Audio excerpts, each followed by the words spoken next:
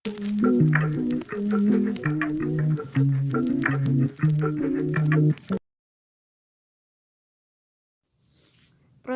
berasal dari kata proton yang berarti awal dan zoon yang berarti binatang. Protozoa memiliki ciri-ciri antara lain monoseluler atau bersel satu, belum memiliki pembagian sistem organik, dapat bertahan hidup di segala habitat, dan jumlahnya jauh lebih besar dari filum lainnya. Protozoa mendapatkan makanannya dengan beberapa cara, antara lain adalah menangkap, menelan makanan, kemudian mengasimilasinya. Alat gerak protozoa. Pertama, pseudopodia atau tidak memiliki alat gerak. Yang kedua, arthropodia atau bergerak dengan duri-duri. Yang ketiga, ciliata atau bergerak dengan bulu getar. Yang keempat, flagellata yaitu bergerak dengan bulu cambuk. Foraminifera besar diberikan untuk golongan forambenthos yang memiliki ukuran relatif besar, jumlah kamar relatif banyak, dan struktur dalam yang kompleks. Kegunaan foraminifera bentonik besar. Pertama, untuk menentukan umur relatif batuan. Kedua, menentukan lingkungan pengendapan. Ketiga, untuk korelasi batuan dalam biostratigrafi dan lithostratigrafi.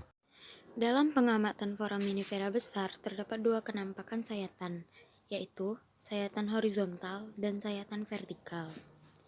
Sayatan horizontal adalah sayatan yang jika disayat dari suatu sisi ke sisi lainnya, sehingga menghasilkan bentuk bulatan dan pipih.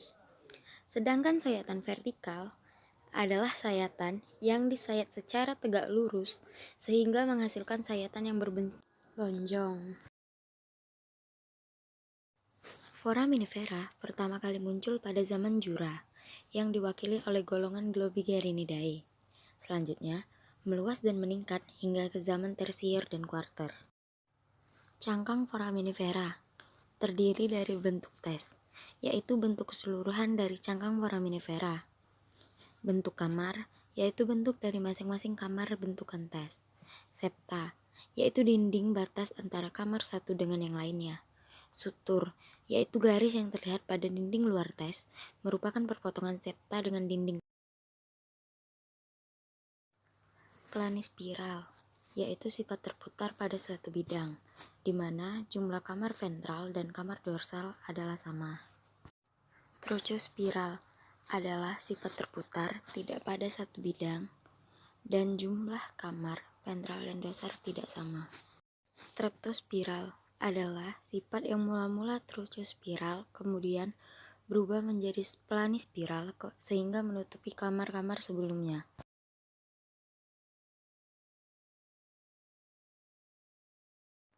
Yang pertama adalah dinding chitin atau tektin yang terdiri dari zat tanduk chitin.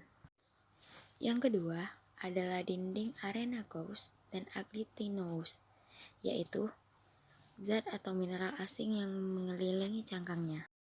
Dinding silicous, yaitu mengandung silikon yang dihasilkan oleh organisme itu sendiri. Yang terakhir, dinding gampingan. Terdiri beberapa jenis, yaitu gamping porselen, gamping granular, gamping kompleks. Plankton adalah organisme mikroskopis yang berada di permukaan perairan. Plankton juga sebagai sumber makanan bagi organisme yang hidup di perairan.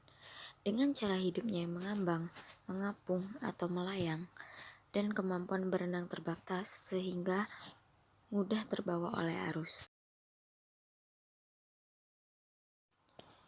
Ciri khas dari genus ini adalah adanya aperture small opening. Aperture ini adalah akibat dari terselubungnya seluruh kamar sebelumnya oleh kamar yang terakhir. Ciri khas dari genus ini, aperturnya melengkung semi bulat dengan pinggiran melipat ke atas. Secara morfologi, genus ini sama dengan genus Globigerina. Yang membedakan adalah adanya secondary aperture pada genus ini. Ciri khas dari genus ini adalah memiliki bentuk yang seperti topi tentara. Ciri khas pada genus ini adalah tidak memiliki kil pada hiasan cangkangnya. Ciri khas dari genus ini adalah memiliki kil, yaitu penebalan pada dinding cangkangnya. Ciri khas dari genus ini adalah mempunyai hiasan pada aperturnya yang berupa bula. Ciri khas dari genus ini adalah apertur terbuka lebar dan memanjang di dasar sutur. Pada dorsal terdapat supplementary aperture dan mempunyai hiasan berupa sutur bridge. Pada genus ini mempunyai ciri yang hampir sama dengan genus Pyrrhodinella, tetapi yang membedakan adalah genus ini mempunyai apertur sekunder. Ciri khas pada genus ini adalah tiap-tiap kamarnya terdapat spine yang memanjang. Genus ini mempunyai ciri hampir sama dengan Hankenina, tetapi kamar akhir sangat gemuk dan mempunyai creepet yang terletak pada bagian apertural face. Ciri khas pada genus ini adalah bentuk tes biumbilicat dan susunan kamar yang planispiral involute mempunyai apertur equatorial yang terletak pada apertur base. Ciri khas dari genus ini adalah susunan kamar yang trosospiral terpuntir, apertur terbuka lebar memanjang dari umbilikus ke arah dorsal, dan terletak di dasar bagian apertur face.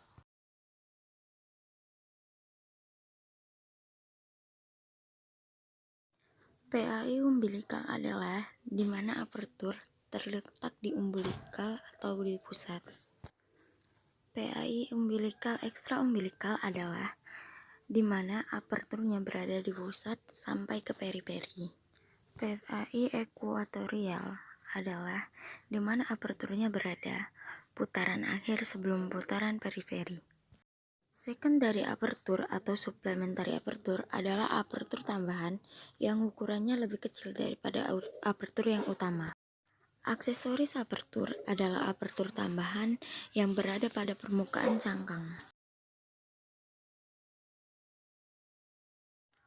Bentos adalah organisme yang hidup di dasar perairan, baik yang sesil ataupun yang vagil. Bentos hidup di pasir, lumpur, dan patahan karang yang sudah mati di dasar laut.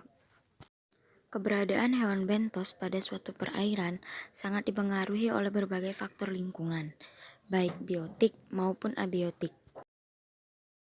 Pada foraminifera bentonik dikenal istilah CCD, yaitu Carbonate Compression Deep, yang memiliki pengertian adalah batasan suatu batuan karbonat atau zat karbonat dapat terlarut pada lingkungan laut.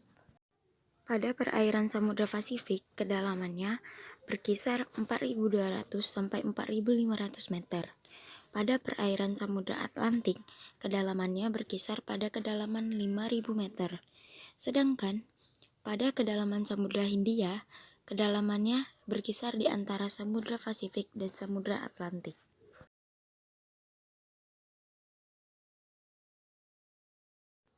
Monotalamus adalah susunan dan bentuk kamar-kamar akhir dari foraminifera yang hanya terdiri dari satu kamar. Polythalamus merupakan suatu susunan kamar dan bentuk akhir kamar foraminifera yang terdiri dari lebih satu kamar, misalnya uniserial saja atau biserial saja. Foraminifera dapat menentukan umur relatif. Cara menentukan umur relatif pada umumnya didasarkan atas dijumpainya fosil pada batuan. Dan cara menentukan umur relatif batuan dengan menggunakan foraminifera planktonik. Hal ini, selain jumlah genusnya yang sedikit, plankton sangat peka terhadap perubahan kadar garam. Dan hal ini pula menyebabkan hidup suatu spesies mempunyai kisaran umur yang pendek, sehingga baik untuk penciri umur suatu lapisan batuan. Penentuan lingkungan pengendapan. Lingkungan pengendapan adalah suatu kumpulan dari kondisi fisika, kimia, dan biologi di mana sedimen terakumulasi. Metode yang dipakai untuk menentukan lingkungan pengendapan adalah: pertama, menggunakan ratioplankton atau bentos. Kedua, menggunakan foraminifera bentonik.